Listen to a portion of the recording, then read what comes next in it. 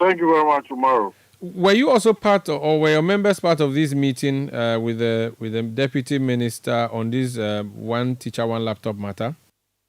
No, Maro, that was a purely NAT program, and that's what is making it a little bit difficult for me to talk about it because it was a NAT program in the Upper East region. The one teacher, one laptop, was it supposed to be for teachers at the basic level, or it includes your members as well? And what's the status of that policy?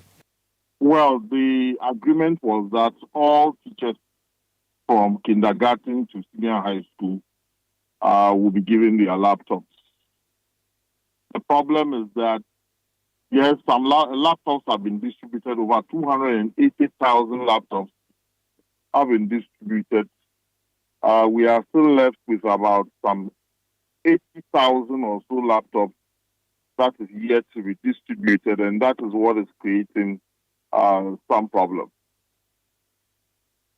Now, has the budget allocation for these laptops has it been given? Is it possible that all the teachers who are qualified to get these laptops from the government will be getting them by the end of the year? Yeah, all the teachers are supposed to get them. What the unions signed with the Ministry of Education was a memorandum of understanding that our members will get the laptops. The contractual agreement was signed between the government and the company that produces the laptop.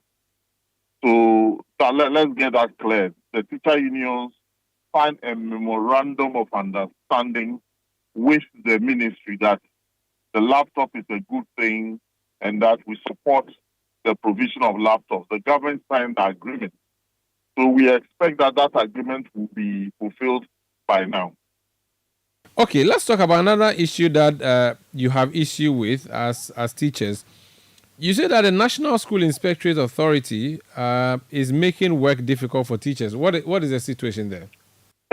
In fact, we are even questioning whether the current structure and existence of NASIA, that is the National School Inspectorate Authority, is even relevant to our operation.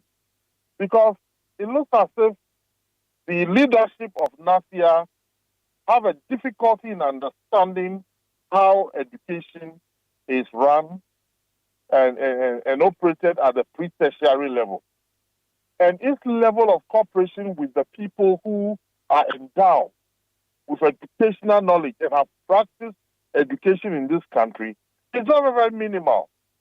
And one wonders why so much money is being pumped into NASIA, and NASIA is not even doing what they are supposed to. I'll give you an example. Look, one, NASIA is responsible for collecting fees and charges from schools. That is, but for government schools, of course, they will have difficulty. But private schools have collected fees and charges. One wonders whether it is right for the inspector to be the one who should collect fees and charges.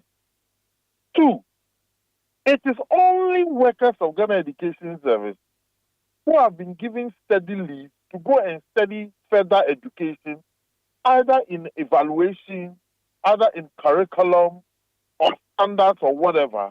It is the teachers in Ghana Education Service who have operated all over the years, have risen through the ranks, have the experience in how to manage and ensure that supervision is done in.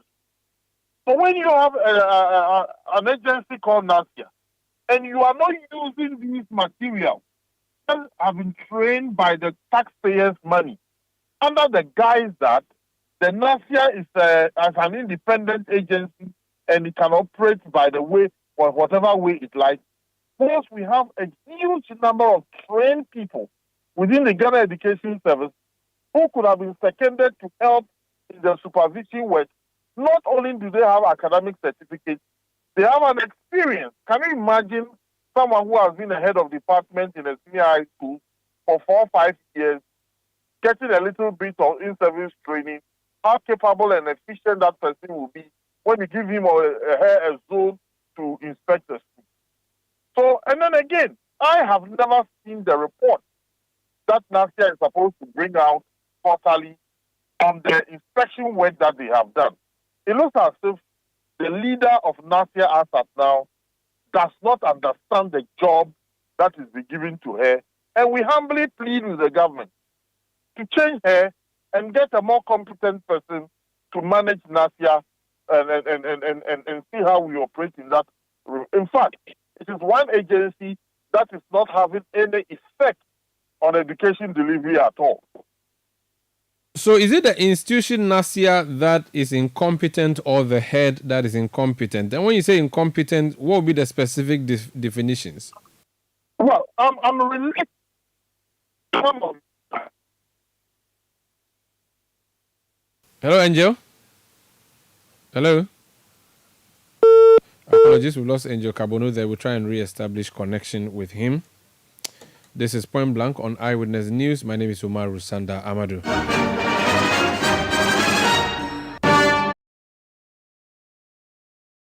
National Association of Teachers, NAT, yesterday in Kumasi. They had a meeting with the Deputy Education Minister, Professor Kingsley Nyako, and they staged a walkout. Let's listen to some of them.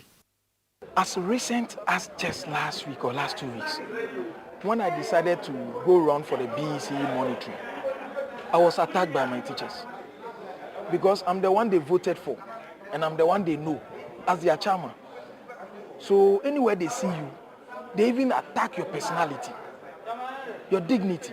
We just came into NAP to serve. We didn't come and soil our image and our dignity.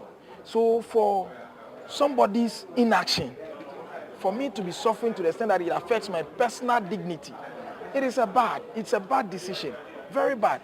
BEC monitoring that we went, the invigilators, most of them being teachers, and the teachers around, decided to attack me just because they felt I am their chairman and I am to make sure that they get their laptops and they've not received it, so I am the cause of they not receiving their laptops. So as for that, and their insults, they attack you, insult you personally. If for nothing at all. So that's one of the many teachers who walked out on the Minister of Education yesterday. Let me go back. I think we have Angel Carbonu back on the line. Angel, I was asking you to define incompetence and whether the incompetence you talk about is of NASIA as an institution or the head of NASIA. Well, I'm saying that the institution. Hello, Angel? Can you hear me? Yes, I can hear you. Please proceed. Yes, I'm saying that the leadership, in fact, I don't even want to get into the personal issues that are happening within that agency, the leadership style. Those are very problematic, and we've had a lot of reports. But let's rely on the institution. Since this agency was formed, it has never even had any meeting with the representatives of the teachers in this country, and I'm talking about the unions. There's not even a single meeting.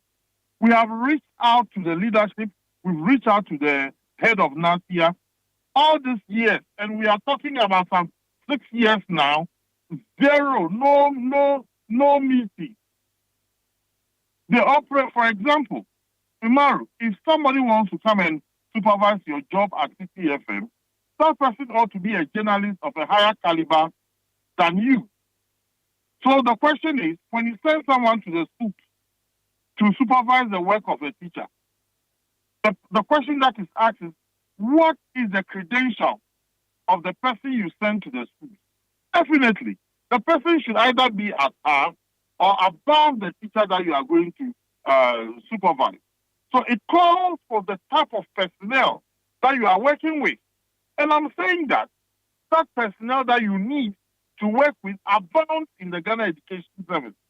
All that you have to do is to establish a collaboration with the Ghana Education Service, and those personnel will be at your service. But you will have to recognize that these personnel are professional. So we are having serious problems and challenges. Angela, I was under the impression that NASIA dealt only with private schools at the basic level. Is that correct? It's wrong, because you see, the reason why a lot of people are under that impression is that is where she goes to collect their fees and charges. That is where she goes to, and the percentage of private schools in this country as compared to public schools It's very, very small. But because that is where they collect their fees and charges, something that we question, because we don't see why the inspector should be collecting fees and charges at the same time. Can Parliament intervene in this matter, knowing that the fees and charges, at least for university students, is approved by Parliament? As a matter of fact, we will have to go for some review in the coming days so as to correct this anomaly. Let's leave it here. Thank you so much for speaking to us. Tomorrow, in the coming days, yes, we'll be issuing a statement on this NASIA problem. Thank you very much, Omar. Thank you so much for speaking to us. That's Angel Carbonu. He's president of the National Association of Graduate Teachers, bringing to an end